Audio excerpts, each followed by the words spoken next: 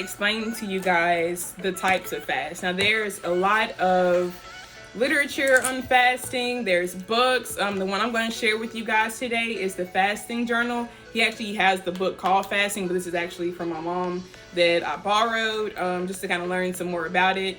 And I have kind of read through this, and he kind of breaks down the types of fast as far as how long you do it, so on and so forth, some scripture references, and he leaves kind of a journaling part for you to keep track with it. There's also websites. A lot of churches have fasting journals available on their websites. If you guys would like any of them, just let me know.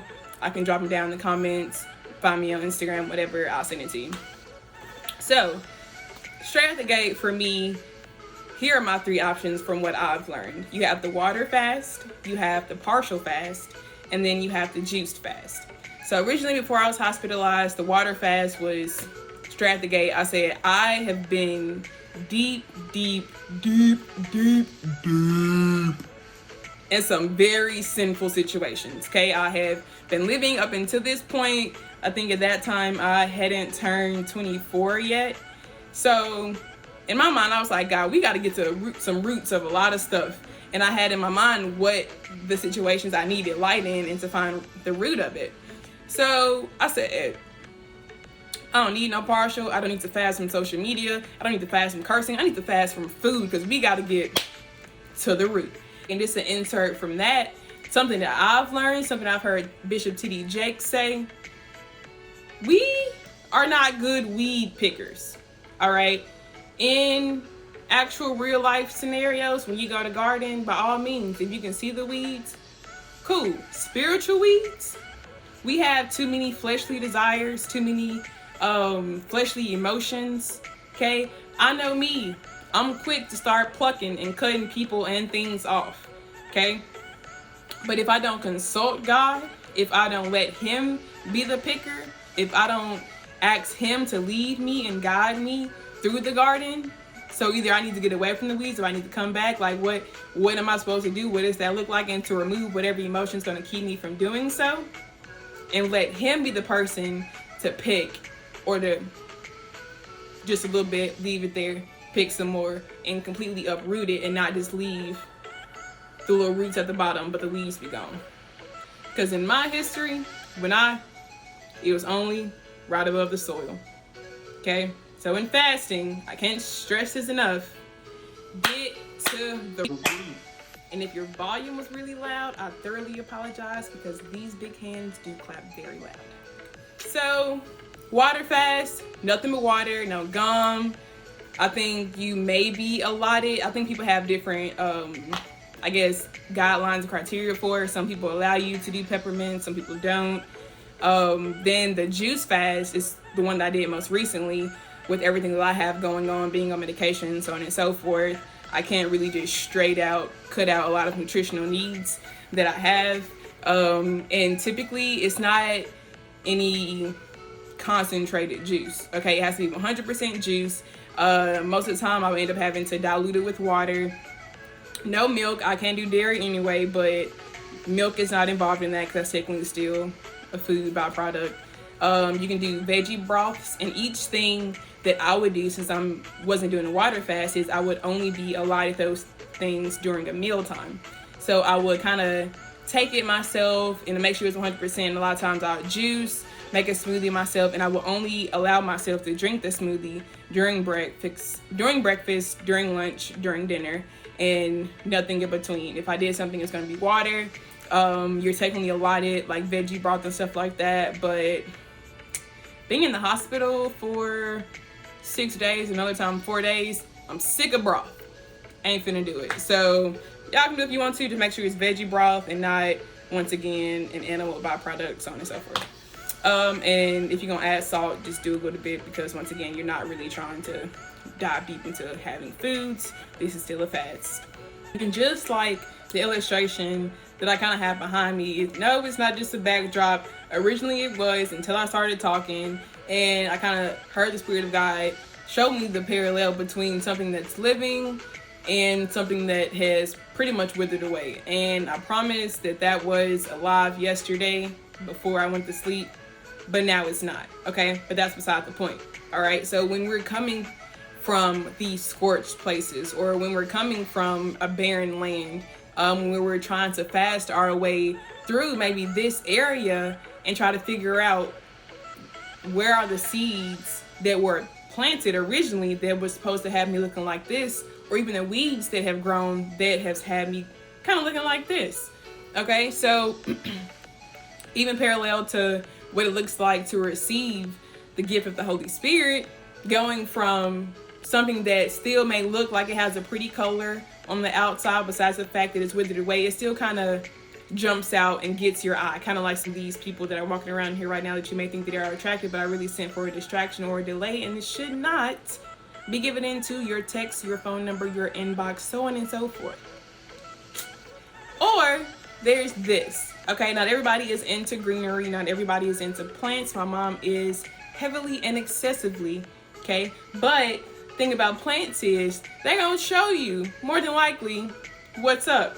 If this plant was dying, it won't still be a pretty green color, okay? It's gonna either start shedding leaves, it's gonna turn yellow or brown. But with this plant, this is what it looks like when God has started to remove those weeds from your life.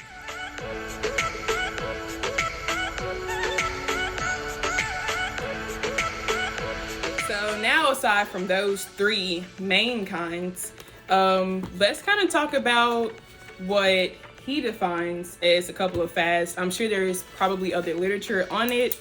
By all means, look into it. But this is based off of biblical fasts that happened, and what they looked like, their criteria, and kind of what the character in the Bible experienced from it. So this joint is a little ripped, so bear with me. My mom done had this book since 2007. Amen. Amen. Your completion. That's what she just said. I know she watching. Okay. So, the first one he lists is the Esther fast. It's a 3-day fast. I'm not going to read too deep into it. If y'all want, by all means, I'm sure this information will be accessible to y'all through the World Wide Web. So the second one will be the Daniel fast. My mom actually does this one a lot. This is the 21-day fast. Each one also is kind of grouped into what kind of foods you can eat. The Daniel fast is only vegetables, fruit, and water.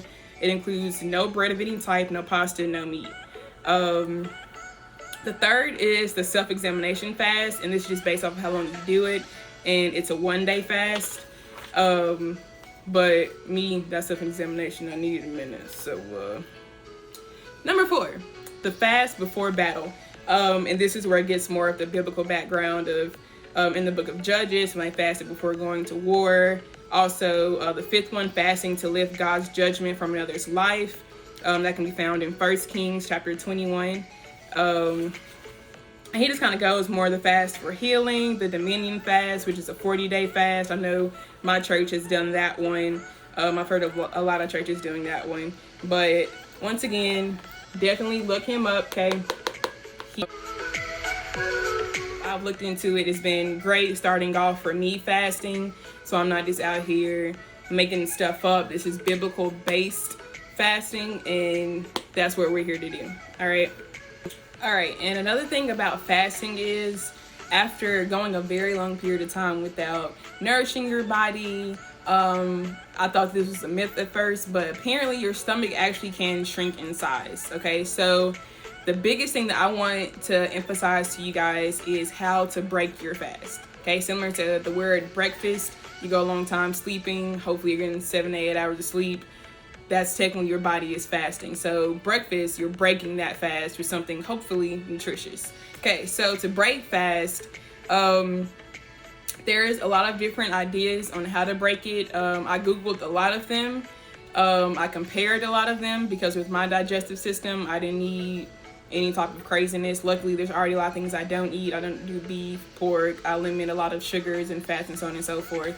If I'm doing what I'm supposed to be doing. The biggest thing I found that was a common denominator across the board was kind of starting off with something light, a light soup, nothing like dairy based, just something nice and smooth. I saw steamed vegetables being one. Of course, knowing your digestive system, just kind of know what's going to be too heavy for your stomach. A lot of leafy greens I know can cause some digestive issues back up that take a little more to digest. So maybe not starting with those, maybe carrots, so on and so forth.